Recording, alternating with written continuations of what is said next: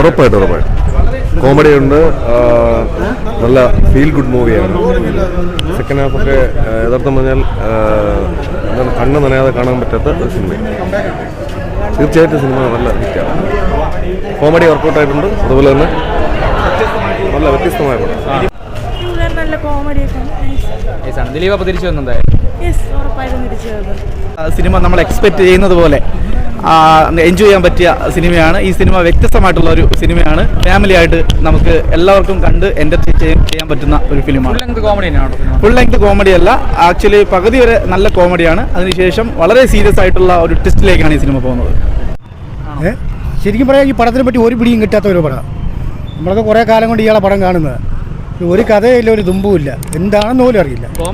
കോമഡിയിലൊരു കുഴപ്പമില്ല ഇതിനകത്ത്. കുഴപ്പമില്ല, നല്ല പടം വരുന്നു. എടുത്തു പറയാൻ ഫാമിലിയൊക്കെ പറ്റിയ പടമാണ്. നോർമൽ പടം. ദിലീപിന് എന്താ പ്രതീക്ഷിക്കുന്ന ആ ഒരു സംഭവം തന്നെയാണോ? അല്ല, ദിലീപിൻ്റെ ഒരു രാമലീല പോലത്തെ ഒരു പടം വെയിറ്റിംഗ് ആണ്. ഇത് അതിൻ്റെ അത്രയൊന്നും എത്തിയിട്ടില്ല. ഒരു നോർമൽ ഫാമിലി പടം. ഫാമിലി ഇല്ല, അതൊന്നും എത്തിയിട്ടില്ല, അടുത്തെത്തിയിട്ടില്ല. വൺ ടൈം തിരിച്ചു വരാമെന്ന് തന്നെ പറയാം ബ്രോ. നല്ല സംവിധാനം, കോമഡിയാണ് ബ്രോ, ഫാമിലി പടം, നല്ല പടം,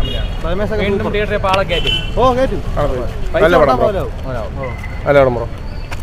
നല്ല പടം, നല്ല എന്റർടൈൻമെന്റ് പടമാണ്. ദിലീപ് സൂപ്പർ, എൻ്റെ ലേറ്റസ്റ്റ് ഇഷ്ടപ്പെട്ടത് ദിലീപ് തന്നെ എടുത്ത് പറയാൻ എന്തോ ഇത്രയും വർഷമായിട്ട് ദിലീപിനെ പെട്ടെന്ന് കണ്ടപ്പോൾ നമ്മൾ അത്ഭുതപ്പെടുത്തുന്ന വെച്ചാൽ ഇനി കുറേ വർഷമായിട്ട് അഭിനയിച്ചതിന് ശേഷം വരുമ്പോൾ പക്ഷെ അതൊന്നുമില്ല, നല്ല പൊളിച്ച് എന്താ പറയുക, കിടില്ല, നല്ല എന്റർടൈൻമെന്റ്. ജോജത്തെ നല്ല രസമാണ്. പക്ഷെ ദിലീപാണ് എൻ്റെ ഇതിൽ അവർ ഹൈലൈറ്റ്. ബാക്കി കോമഡി ഉണ്ടെങ്കിലും ദിലീപ് എൻ്റെ ഒരു പ്രസൻസ് ആണ് അത് സീന് മൊത്തം സെറ്റാക്കി. ഇല്ല, എനിക്ക് ഉറപ്പുണ്ട്. എന്ന് വെച്ചാൽ നല്ല ഇപ്പോഴത്തെ അന്തരീക്ഷത്തിൽ ഇതുപോലത്തെ ഒരു പടം, എന്റർടൈൻമെന്റ് പടം എന്ന് പറയുന്ന പാടാണ്. എന്ന് വെച്ചാൽ ആക്ഷനാണ്, പക്ഷെ ഇത് എല്ലാവരും മിക്സഡ് ആണ്, സെറ്റാണ് പടമാണ്. കുട്ടികൾക്ക് ഫാമിലിക്ക് ദിലീപിനെ പ്രതീക്ഷിക്കുന്ന സാധനം തന്നെയാണ്. നല്ല പ്രതീക്ഷിക്കുന്ന സാധനമാണ്, നല്ല അടിപൊളിയാണ്. കോമഡിയാണ്, അത്യാവശ്യം കുറച്ച് സീരിയസ് ആയിട്ടുള്ളതുകൊണ്ട് കഥയും കൊള്ളായിരുന്നു.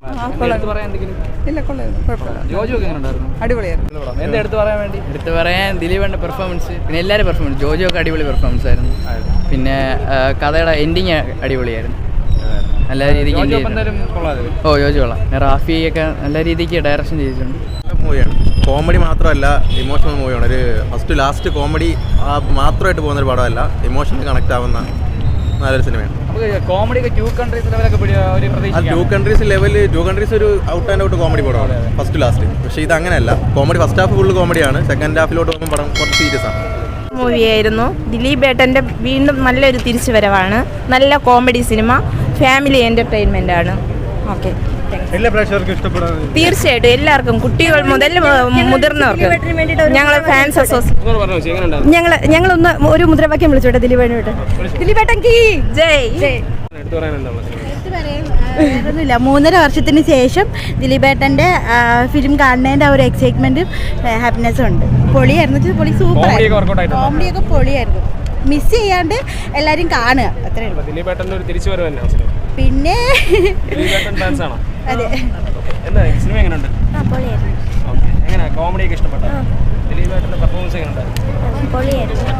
ചെറുതായിട്ടൊരു, അത് എൻ്റെ പേഴ്സണൽ ഒപ്പീനിയനാണ്. ഫസ്റ്റ് ഹാഫ് ചെറിയൊരു ലാഗായിട്ട് നമുക്ക് തോന്നാം, പക്ഷേ എന്തായാലും ഫസ്റ്റ് ഹാഫ് ഓക്കെ എന്ന് പറയാം. പക്ഷേ സെക്കൻഡ് ഹാഫ് അതിനേക്കാളും കൊള്ളാം. സെക്കൻഡ് ഹാഫ് ഫാമിലി ഓഡിയൻസ് എന്തായാലും ഇഷ്ടപ്പെടാൻ സാധ്യതയുള്ളൊരു പടമാണ് ദിലീപേട്ടൻ്റെ. എന്തായാലും ഏട്ടൻ്റെ ഒരു കംബാക്ക് ആയിട്ട് നമുക്ക് ഇതിനെ ഉദ്ദേശിക്കാം. അടിപൊളി മൂവിയാണ്. എന്തായാലും ഒരു ഫുൾ പാക്കേജാണ് ദിലീപേട്ടൻ്റെ. ഒരു 3 ഇയേഴ്സിന് ശേഷം ദിലീപേട്ടൻ്റെ തിയേറ്ററിൽ വന്നൊരു പടമാണ്. എന്താ പറയുക, ഒട്ടും ബോറടിക്കാതെ ഫാമിലി ആയിട്ട് നമുക്ക് പോയിരുന്ന് കാണാൻ പറ്റിയൊരു മൂവിയാണ്. പിന്നെ ഉറപ്പായിട്ടും ദിലീപേട്ടൻ, സിദ്ദിഖ് ഏട്ടൻ എല്ലാവരും കൂടി ചേരുമ്പോൾ ഒരു എന്താ പറയുക, ഒരു കോമ്പോ തന്നെ ഉണ്ടല്ലോ, അടിപൊളിയാണ്.